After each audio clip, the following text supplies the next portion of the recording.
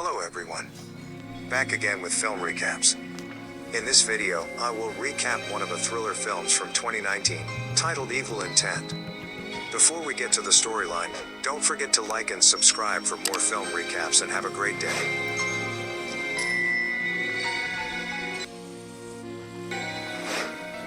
At the beginning of the film, we are shown an old female patient who is attended by a beautiful nurse named Gwen. At that moment, the patient is experiencing shortness of breath and asks for more oxygen to be supplied to her. Instead, the nurse turns off the oxygen machine and presses the air tube, causing the patient to be unable to breathe. The patient's heartbeat is stopped as a result of this action. The nurse then pretends to shout blue code, which brings doctors to help the patient. In fact, while the doctor is pumping her heart, the nurse is just standing in front of the door, smiling just like a psychopath. Fortunately, the patient's life is still able to be saved by the doctor. After seeing their condition, the nurse walks away as if she is satisfied for what she has done. The scene then shifts to a large house where a small family appears to be living peacefully. The wife, Mira, is preparing breakfast for her husband, Todd. Their son, Max, then approaching them and tells them that he has problems with his legs. Max suffers from muscular dystrophy, which requires the use of crutches to help him walk around. Mira becomes worried when she hears this because her child often walks up and down the stairs on his own. But Todd tries to calm them down and believes it is a normal thing.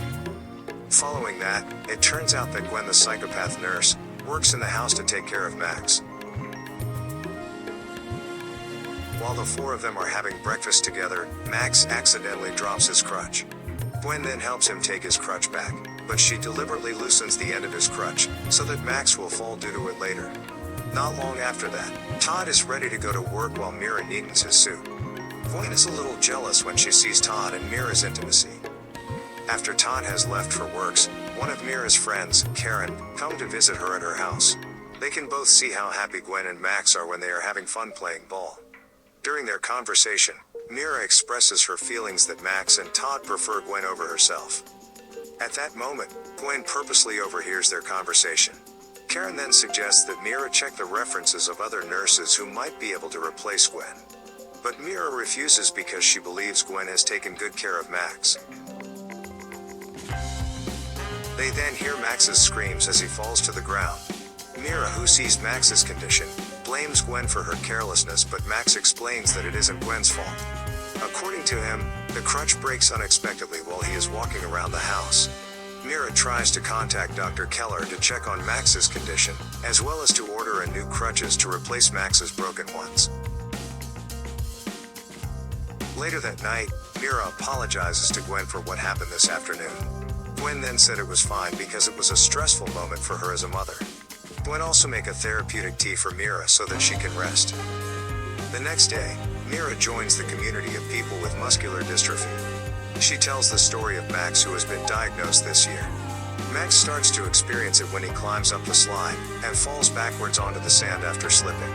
Mira can't hold back her tears as she remembers the incident, and she was so scared when she saw Max fall on the previous day. When Mira returns home, she is surprised by Gwen, who appears out of nowhere and offers Mira another tea. While Mira is sleeping on the sofa, Dr. Keller comes to the house to give Max a new pair of crutches. But Gwen doesn't allow Dr. Keller to meet Max. When she is about to leave, she says that she seems to know Gwen, but she has forgotten where she last saw her. She also promises Gwen that if she is able to recall it, she will let her know. During the evening, Gwen visits to Dr. Keller at her house, where she tells her that she still remembers Dr. Keller. As soon as Gwen enters the house, Gwen immediately injects something into her and says that they know each other from their time in the hospital. In fact, they were treating the patient who Gwen attempted to kill at the beginning of the film. Gwen also admits that she intends to kill Dr. Keller, who is considered a nuisance to her and her family. To give you some background, Gwen is obsessed with family relationships, which is why she behaves in this way. It turns out she has injected Dr. Keller with a high dose of drugs, which has the effect of rendering Dr. Keller unconscious. Later that night, Mira receives a call from an unknown caller named David. David admits that he is a friend of community she has recently joined. He tries to get closer to Mira by telling her that his son, Carter, also suffers from muscular dystrophy. However, when she wants to see the person she was talking to, she can only see a low-resolution photo of the man. David admits that his wife has died, and following that, he is being helped by a nurse to take care of Carter. Mira, who hears this, believes she took the right step by hiring a nurse to live in the same house with her. But Mira had no idea that David is actually Gwen herself, who changes her voice using software on a computer. In the morning, Karen returns to Mira's house, where she is currently having breakfast with her family. Karen then accidentally spills a drink on Todd's shirt, forcing Todd to take off his shirt. Meanwhile, Gwen looks fascinated by Todd, and she then takes Todd's clothes to the laundry room. Karen, who notices Mira is unwell, offers to help her in getting her bag from her office room. However, as she passes by the laundry room, Karen accidentally sees Gwen smelling Todd's clothes. Following night, Gwen, who pretends to be David, calls Mira again and asks about her and Max's condition. Mira says that she isn't feeling well on that day, and David suggests her nurse to check on her to make sure she is okay. After that, Gwen hangs up the phone and immediately approaches Mira. She then pretends to have caught Mira and seems to accuse Mira of cheating on Todd. Gwen then meets with Todd and tells him that Mira has just gotten off the phone with a man. Gwen tries to persuade Todd to suspect that Mira is cheating on him. But Todd still defends his wife, claiming that Mira is overworked and may not be getting enough sleep. Gwen then says goodnight and hugs Todd. The following morning, Gwen and Todd are in the kitchen while Mira is still asleep. It seems Gwen is always looking for ways to spend as much time with Todd as possible. Gwen then attempts to seduce Todd by touching him, but is thwarted by Mira, who is just awoken from her sleep. Meanwhile, Gwen has made breakfast, and even Gwen has taken over all the housework. Todd is worried about Mira because he often saw her sleeping on the sofa. Karen then calls Mira to thank her for sending her birthday flowers on her special day. However, Mira is confused as she hears it because she doesn't remember sending it in the first place. Karen is worried about Mira's condition and advises her to see a doctor. However, it turns out that Gwen is the one who sent the flowers, and she expresses concern that Mira will forget Karen's birthday. After that, Mira suddenly faints when they both go down the stairwell. She said she wants to go see a doctor, and he asks Gwen not to tell Todd about it. But Gwen instead offers to take Mira's blood to be taken to the lab after seeing she is unwell. Later that night, Mira tells David again about the problems at her house. Todd and Max return home not long after, while Mira is busy on the phone. When Mira wants to accompany Max to his room, her vision becomes blurry, and she promises to follow after him. At the same time, Mira gets a message from an unknown person informing her that David is a fraud, just as she is about to fall asleep on the sofa. The next day, Todd tries to wake Mira, who is still asleep on the sofa, and accidentally sees last night's message on Mira's cell phone. Max is confused as well, and he wonders why his mother has been sleeping so much lately. Mira then apologizes to Gwen for having a negative perception of her, despite the fact that she has been working 24 hours at the house. But Gwen feels happy because she is treated as if she is part of the family in this house. Then Mira receives another message about David. She simply responds by telling him not to bother her anymore. After that, Mira forces herself to go to work on that day. At the office, Mira tells Karen that her lab test results is fine. She says that Gwen's suggestion was right, where she just needs to rest.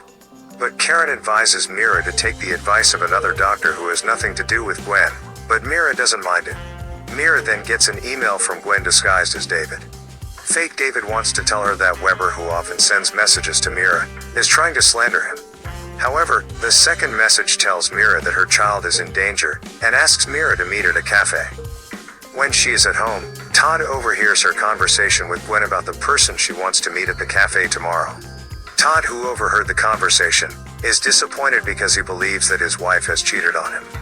Mira then comes to a certain cafe that David has set up the following day.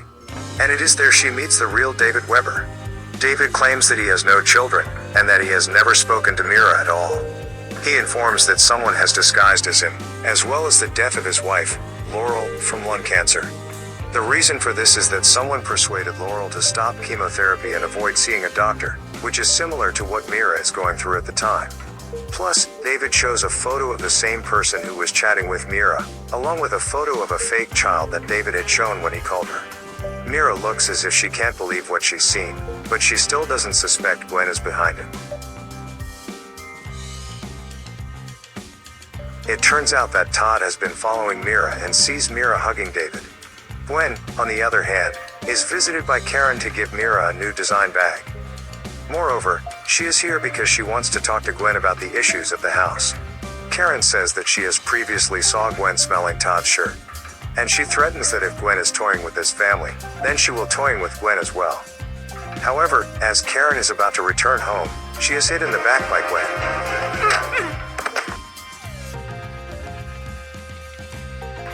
After that, Gwen takes Karen to a location where Karen is injected with something, before she leaves Karen with her car. Mira, who is cooking for dinner, receives a message from David that he will be home late in that night. Not long after that, Max and Gwen arrive for Max's physical therapy. At that point, Gwen secretly takes Mira's knife and goes out with the excuse that she wants to meet up with her old friend. It turns out that Gwen goes to see David and they apparently know each other. She knows the location of David's house also because of Mira. And it turns out that Gwen was David's wife's nurse before she died. Plus, she is the one who advises David's wife to stop taking doctor's therapy. She then stabs David with a knife and pours blood next to David's dead body. After that, she leaves David and brings his bag with her. Later that night, Todd returns home drunk since he's stressed with his wife's behavior. The situation is used by Gwen to get closer to Todd. Gwen takes him to his room, and she starts to seduce him. But Todd seems to still be loyal to his wife, when he tells Gwen to leave his room. The next morning, Gwen greets Todd and tells him that he was the one who teased her the night before. Mira, who has just woken up, receives a message from David that says he couldn't sleep, because his little guy couldn't sleep either. Meanwhile, on the bottle, there are the words "little guy" written by Gwen. From this point, Mira starts to remember by the fact that David and Gwen always use the same nickname for a child, which is little guy. As a result, Mira becomes curious and throws away the water in the bottle Gwen has prepared. She then found that there is medicine powder inside the water bottle. After that, Mira goes into Gwen's room, where she found a book that discusses the use of toxin in medicine. Mira also found several medicines hidden under the bed. She immediately rushes out of Gwen's room, as she realizes Gwen has returned to home with Max. Gwen is surprised that Mira is awake so early, despite she should still be sleeping. Mira then tries to find out about the drug Gwen has given her. But Gwen suddenly comes with a drink for her and advises her to get plenty of rest. Following that, Gwen and Max will be returning to the clinic for physical therapy. Mira suggests to skip physical therapy on that day, but Max doesn't want to because there is football game in his therapy place. After they have left, Mira returns to Gwen's room and records a video of what Gwen has done to her. She then gets ready to leave while calling Todd. Mira says that she already has evidence against Gwen that she has recorded, and she wants to report it to the police. Unexpectedly, Gwen has returned home, and it seems that Gwen already knows that her actions have been revealed. Mira wonders where Max is, and Gwen immediately takes her to meet Max. When they are on their way to Max's place, Gwen tells the reason that she did all this because she was never treated as a family by the patients she treated. And all she wants is to have a happy family like Mira, which she can only achieve by getting rid of Mira from there. Todd, on the other hand, returns home and looks for Mira right away, but all he found is her cell phone. Todd then checked the video that had been recorded by Mira as evidence. When they arrive at a house, Gwen admits that she has killed people who have disturbed her family, such as Dr. Keller, Karen and also David. When Mira knows this, she immediately looks for Max, only to find out that Gwen has lied to her. Gwen says that Max is still in therapy, and she brings Mira to the house only to finish her off. Plus, Gwen reveals that the knife used to kill David has Mira's fingerprints on it, since Mira was the last person to use the knife. As we've seen before, the blood that was spilled next to David's dead body was also Mira's blood, which had been asked to be taken to the test lab. Mira, who hears this, tries to run away from there, but she is blocked by Gwen. In the end, they are forced to fight each other, which Mira manages to survive by giving a teapot blow to Gwen. As a result, Gwen finally lost consciousness and Mira immediately run away from the house with her car. Honestly, the ending for this film is rushed, as the film only ends with Todd, Mira and Max reuniting as one family. It is not known what happened to Gwen after everything she has done. Okay guys. That's all the recap for Evil Intent 2019. Thanks for watching. See you again in the next video.